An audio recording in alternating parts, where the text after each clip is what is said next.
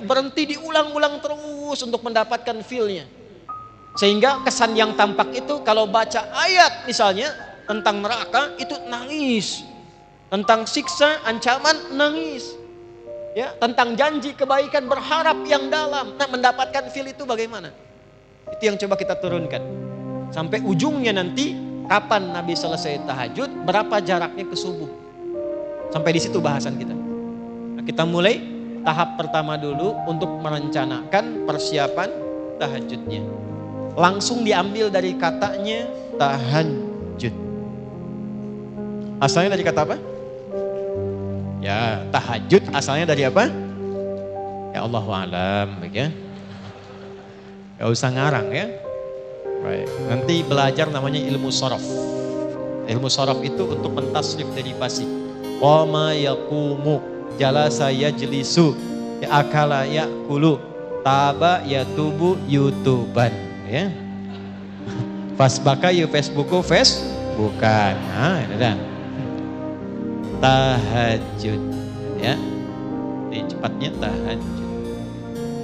Dari kata tahajjada ya tahajjadu.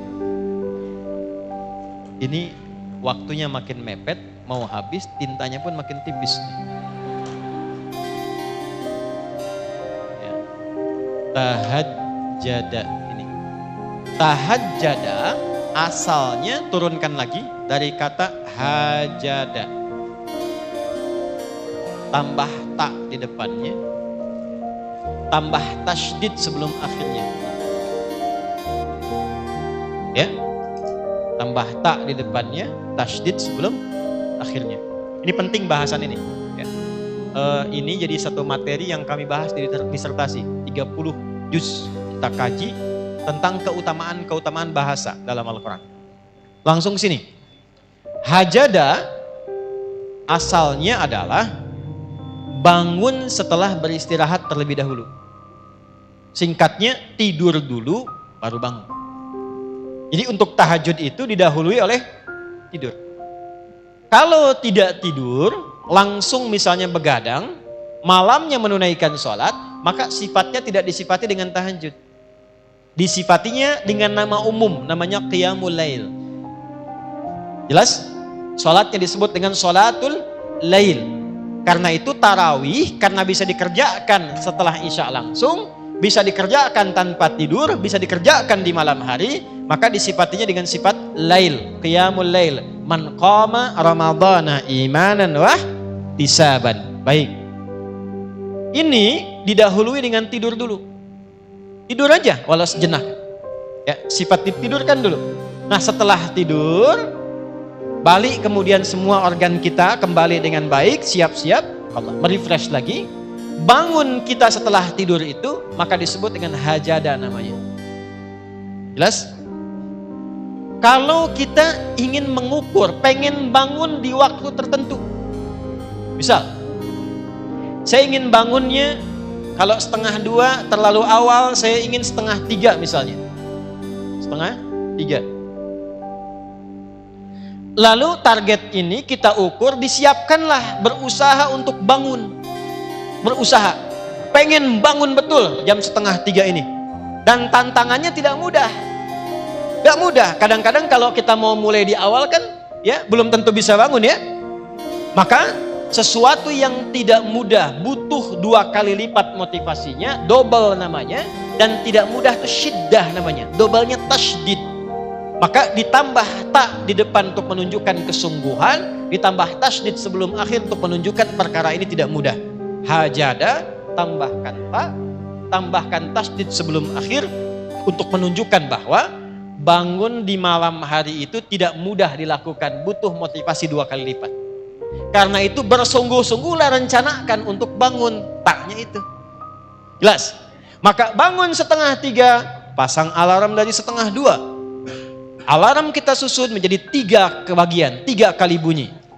Jam 1:30, jam 1:45, kemudian jam 2:15.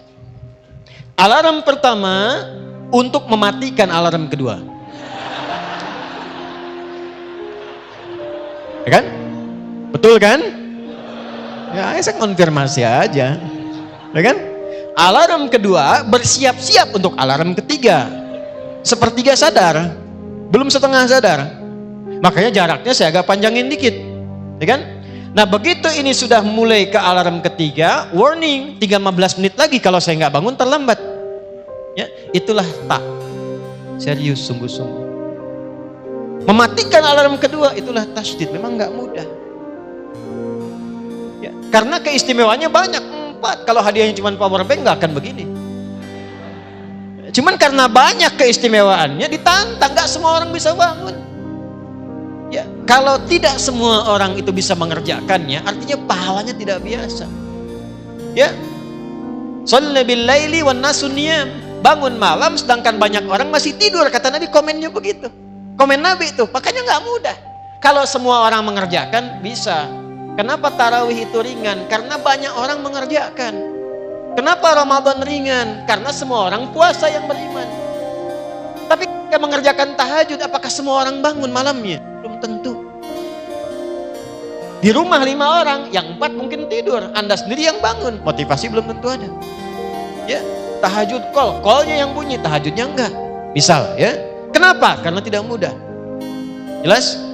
Maka bagian pertama, kalau memang ingin menunaikan tahajud untuk menyambungkan agenda kita, berusaha dengan sungguh. Siapkan dulu. Doa, minta. Sebelum tidur. Sekarang alhamdulillah handphonenya bagus-bagus. Saya 97 berarti 27 tahun yang lalu ya. 27 tahun yang lalu itu kan belum ada handphone begini. Saya mau bangun malam itu Pak, nanya sama guru saya, Ustadz, saya nggak punya alarm kayak teman-teman yang lain di pesantren. Gimana supaya saya bisa bangun malam? Guru saya mengatakan dengan kalimat yang lembut dari hatinya, nah, minta sama Allah. Minta sama Allah. Dan betapa baik Allah sama saya. Minta jam 2, setengah 2 udah dibangunin. Betul, dari situ saya tanamkan pada hati saya minta. Dia boleh punya alarm, saya punya Allah. Nah, kalau sudah ada kalimat itu enak Pak, punya Allah. Gak akan iri dengan rezeki orang lain karena kita punya Allah. Alhamdulillah dia dapat rezeki, Allah tambah kekayaannya. Semoga itu jadi amanah. Saya punya Allah yang telah mencukupkan kebutuhan saya. Alhamdulillah dia naik pangkat. Alhamdulillah, semoga amanah. Saya dijaga oleh Allah untuk di posisi ini karena ini yang bisa saya lakukan. Punya Allah. Ya Allah, kok dia beli kulkas lagi ya, pasang tuyul kayaknya dia tuh. Wow. Beda tuh. Ya. Nah, ini yang harus dilakukan pertama kali. Siapkan dulu.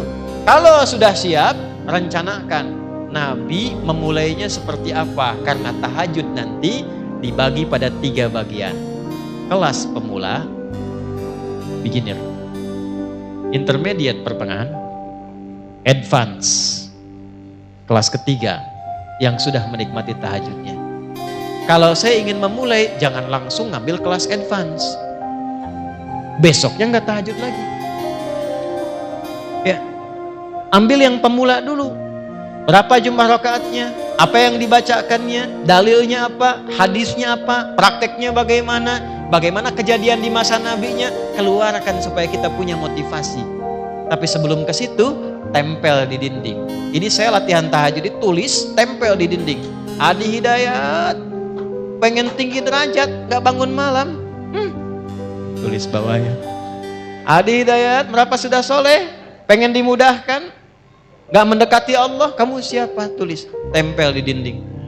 Jadi motivasi. Sekarang sudah enak pakai alarm. Alarmnya pun kan bisa merekam suara kita kan. Bangun, bangun, bangun. Kita sendiri yang bilang tuh. Ayo kiamat sudah dekat, bangun, ya kan? Ya kan? Ya, kiamat sudah dekat, nikah masih telat, jodoh belum terlambat, ya misalnya. Wow. Bangun suara kita aja supaya terasa kita di situ. Paham? Nah, untuk tahapan-tahapan berikutnya, berapa jumlah rakaat, bagaimana susunannya, insya Allah kita akan teruskan di pertemuan yang berikutnya. Oke? Insya Allah, tolong DKM panitia diingatkan saya ya. Pertemuan berikutnya saya bawa catatan untuk dibagi. Atau nanti kita upload, teman-teman bisa download dari situ. Jadi langsung nanti masing-masing bisa bawa ke handphonenya masing-masing tentang materi-materi yang kita bahas. Sepakat ya? Insya Allah ya. Baik. Jadi itu yang bisa kita dapatkan dari pelajaran malam hari ini. Karena tadi saya harus tepati waktu dan kita mengatur untuk ke Bakahuni. 1. Kalau sudah dapat ilmunya, berdoalah pada Allah untuk dibimbing mengamalkannya. 2. Sibukkan memperbaiki diri. Sehingga dengan kesibukan itu kita tidak banyak menyoal diri orang lain. 3. Jaga persatuan, jaga kebaikan, jangan saling terpecah belah. Ya, apalagi situasi saat ini, tolong jaga kekompakan, ketertiban, kebaikan, sehingga insya Allah negeri ini dirahmati oleh Allah Subhanahu Wa Taala. Ya, jaga semuanya dengan baik. Sudah kita akhiri dengan doa kifaratul majlis karena waktunya terbatas untuk menunaikan salat Isya. Semoga kita diberkahi semuanya dalam kebaikan insya Allah. Subhanakallahumma bihamdika asyhadu an la ilaha illa anta nastaghfiruka wa natubu ilaik wa akhiru da'wana alhamdulillahi rabbil alamin. Assalamualaikum warahmatullahi wabarakatuh.